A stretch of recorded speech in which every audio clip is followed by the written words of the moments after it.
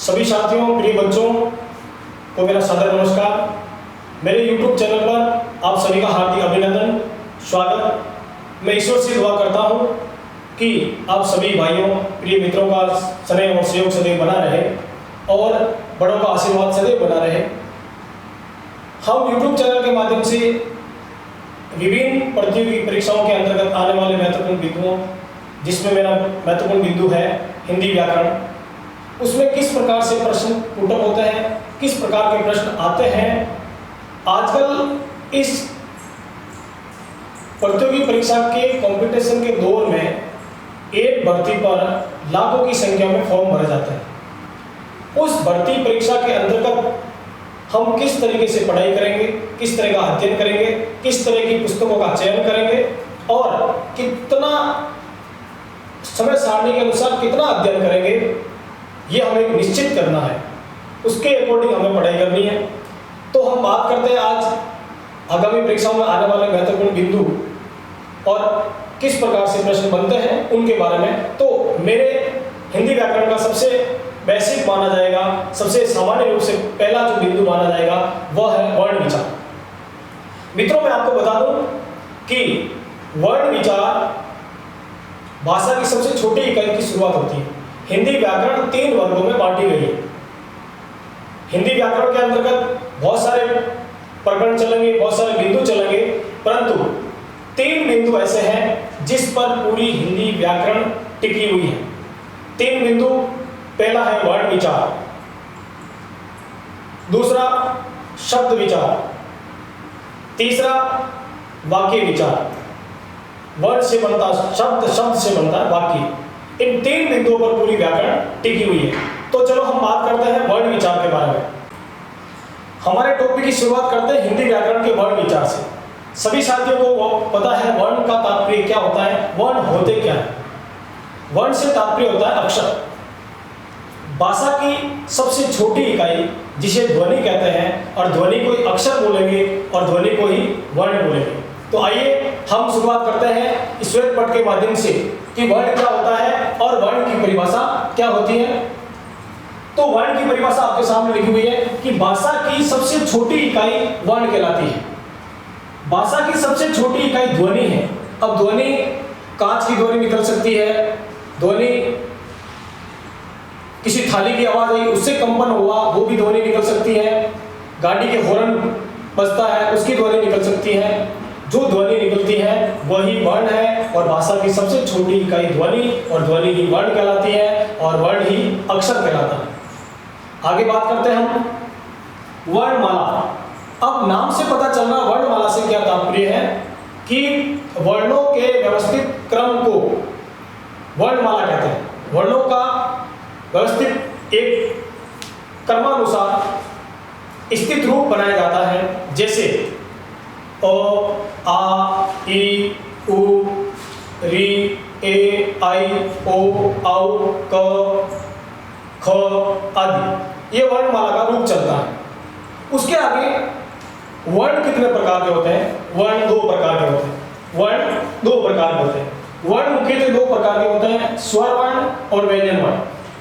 अब स्वर वर्ण और व्यंजन वर्ण, तो सबसे पहले हम स्वर वर्ण की बात करेंगे। और स्वर वर्ण की बात करने से पहले हम एक किसी बिंदु को जानने का प्रयास करेंगे। वह बिंदु सबसे महत्वपूर्ण बिंदु है, सबसे इंपॉर्टेंट, वेरी वेरी इंपॉर्टेंट है, और इस बिंदु से हर परीक्षा में कहीं ना कहीं सवाल बन जाता है और वह सवाल वेरी वेरी इंपॉर्टेंट होता है, अति महत्वपूर्ण होता है। तो देख लीजिए कौन सा बिंदु। वर्णों की मूल संख्या 44 होती है, 44। वर्णों की मूल संख्या 44 होती है। अब मैं आपको बता दूं कि 11 स्वर होते हैं और 33 व्यंजन। 11 प्लस 33 मिलाकर 44 हो गए, 44, 11 और 33। अब हम बात करते हैं कि देवनागरी लिपि के अनुसार वर्णों की संख्या कितनी है? 52। ये प्रश्न बहुत इंपॉर्टेंट है कि मूल वर्ण कितने होते हैं। तो 11 प्लस 33 बराबर 44 होता है, और देवनागरी लिपि के अनुसार उसमें अयोगवा है, आगत है, संयुक्त व्यंजन है, सारे मिला के जो बनते हैं वो है 52। ये हमें ध्यान रखना। देवनागरी लिपि के अनुसार जो हिंदी भाषा के अंदर कुल वर्ण माने जाते हैं वे हैं 52 वर्ण। और मूल वर्ण कितने हैं 44, 11 प्लस 33। क्लियर हो गया। अब स्वर वर्ण के प्रकार, हम बात कर रहे हैं स्वर वर्ण की, तो स्वर वर्ण के प्रकार, स्वर वर्ण के बारे में पढ़ना, स्वर वर्ण होता क्या है और स्वर वर्ण के प्रकार कितने होते हैं। स्वर वर्ण से तात्पर्य होता है कि वे ध्वनियां, वे वर्ण जो बिना किसी सहायता से मुख में निर्बाध गति से उच्चारित किए जाते हैं, वे स्वर वर्ण कहलाते हैं।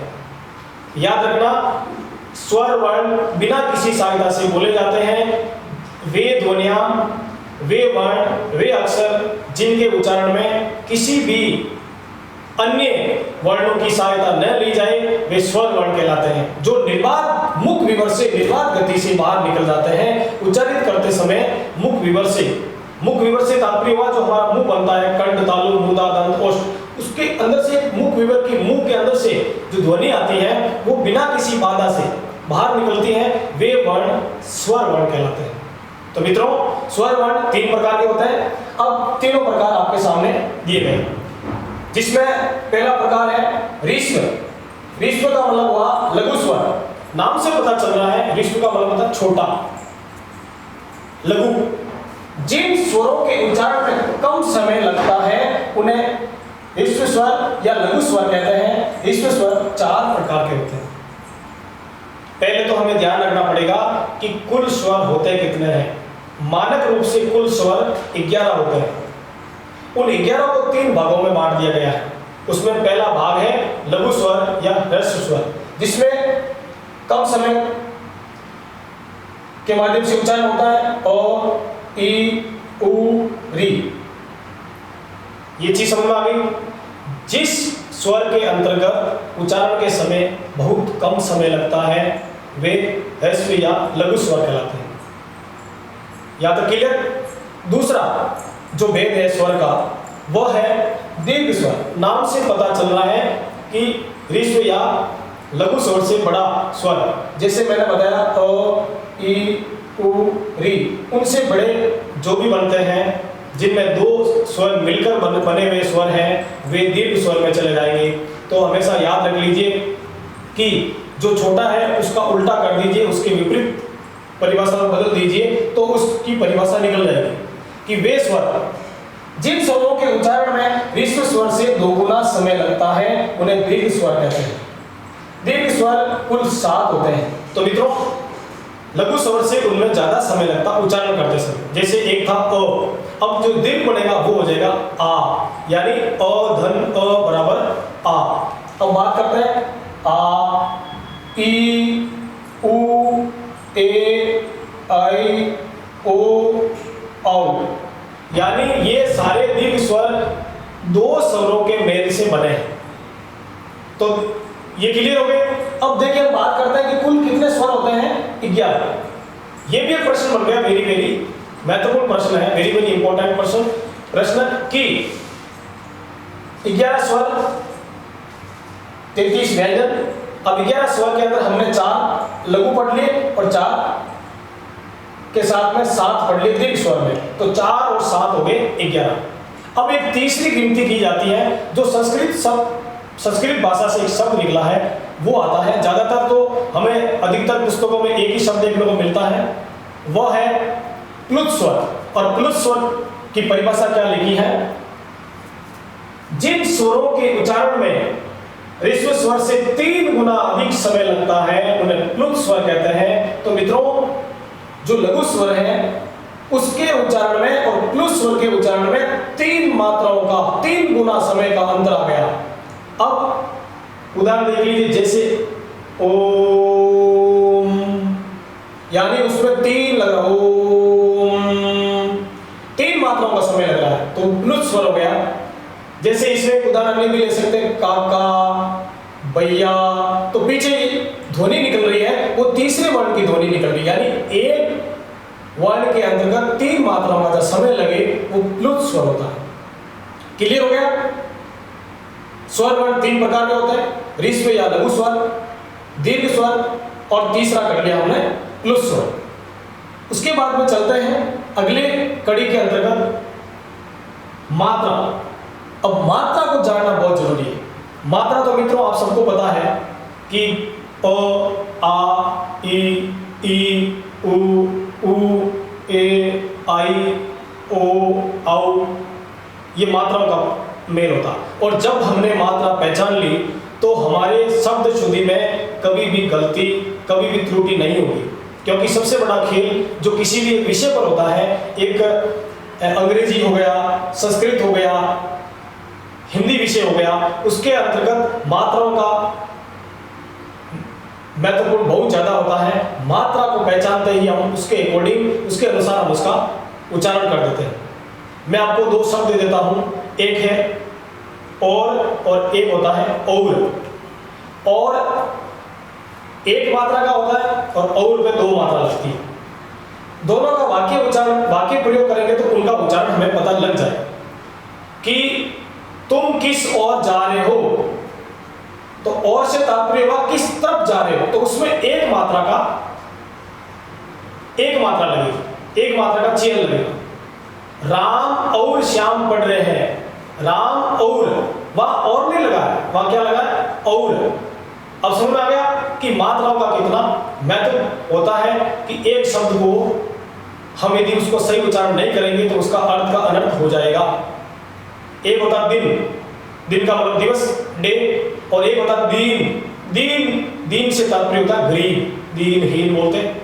उस प्रकार से अनेक ऐसे शब्द बन जाते हैं जो मात्राओं के झोल पे चलते हैं और उसका अध्ययन, उसकी बारीकी से ज्ञान पढ़ाई करनी, उसका अध्ययन करना हमें बहुत जरूरी है। तो मात्रा से क्या तात्पर्य हुआ, स्वरों के निश्चित चिन्हों को मात्रा कहते हैं।